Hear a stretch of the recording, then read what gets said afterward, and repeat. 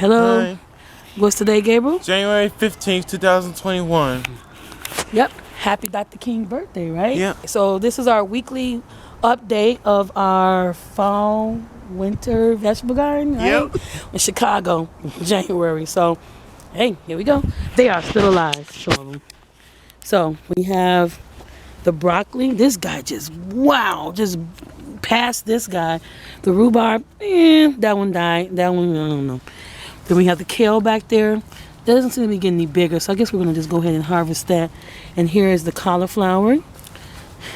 Starting to get some little white on the leaves.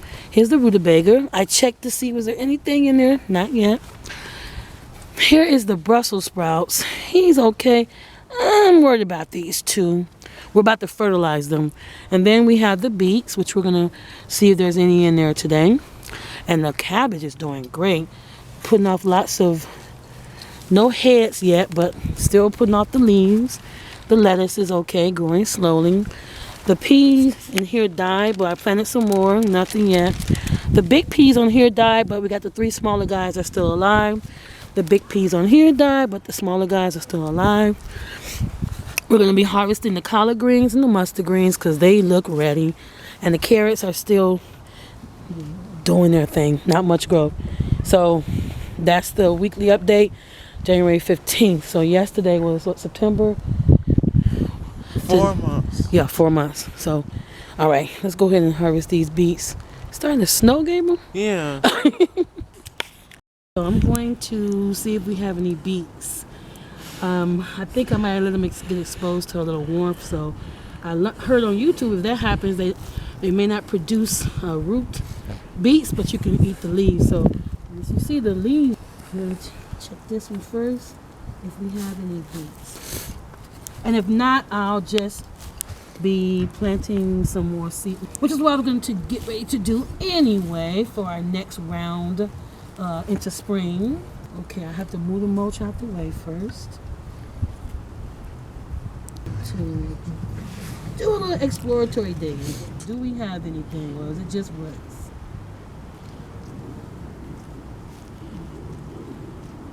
Looks like it's just roots. I don't think it produced any beets. It's been, what, 4 months now, right? Yeah.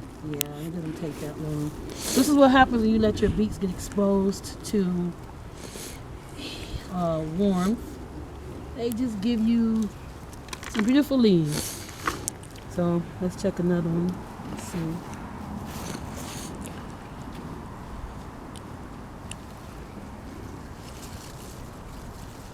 I was truly hoping for some beets, but you know, my first time, you know, you learn from your mistakes. That's for sure. Okay, you ready for the next one? Yep. Yeah, I don't think there's anything because it will be attached to the stem right here, see? We just been growing leaves.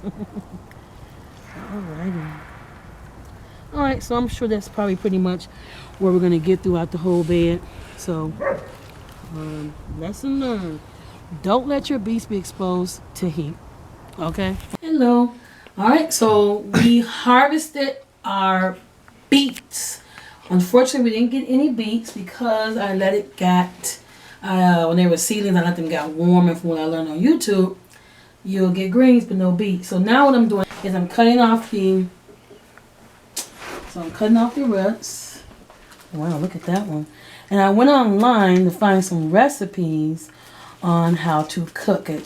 Most of them I'm looking to just to boil, and I was going to only use the leaves, but I can't find a recipe for only the leaves. They're all referring to the stems and the leaves. So I'll say, hey, what the heck? I'll just try that, and we'll see how it tastes. I've read, and some say it tastes like Swiss chard, some say like kale. So we'll see. We will see.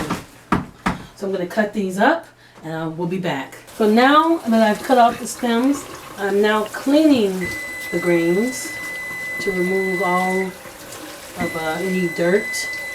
Alright, so I'm going to clean all these and I'll come back and I'll get the cutting. Okay, so now that we've cleaned the beet greens, I'm going to start to cut them.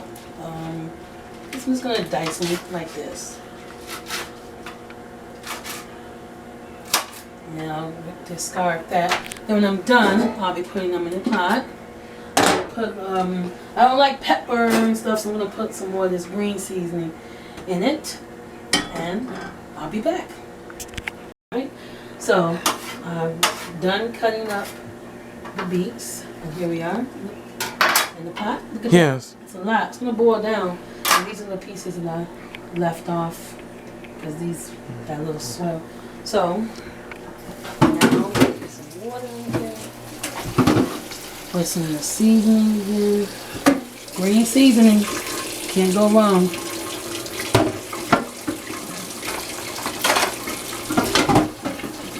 And we'll just boil this. See, most of the recipes I saw, well, all of them, they were for sauteing, and I don't like stuff cooked in grease, in oil. So I'm just going to, I found one that says just boil the leaves and the stems for about 5 minutes. So we'll see how that goes. And I'll just boil and taste until they are the texture I want. So we'll be back. Okay, alright, so we boiled the beet greens for 5 minutes. And I'm going to taste and see whether they're ready. Oh wow, my first time having beet greens. Tastes like greens pretty much. These are red. I mean, I don't know, kale maybe. You want to taste some, Gabriel? Yes. Here, come in. Here, blow. What does it taste like? Yeah, it tastes good. What does it taste like? Greens, right? Alright, I haven't had any of the... Here, take that. Let's see the stem. I like beet green stems. It's really good. Want to taste one? Yes. So we're going to have this with our macaroni and chicken for tomorrow's dinner. Tastes good. Yep, see? Alright. So that's it. Look in here. Look in here. See? Got it? Yes. It bled, of course, a little bit. But beet greens, we'll do some macaroni. Again, we did also the mustard greens, but it wasn't that much, so I had to do the beet greens. We'll be trying kale and collard greens next from the garden. Fresh from the garden, all organic. All right, we're done. Time to eat. Thanks for watching. Bye.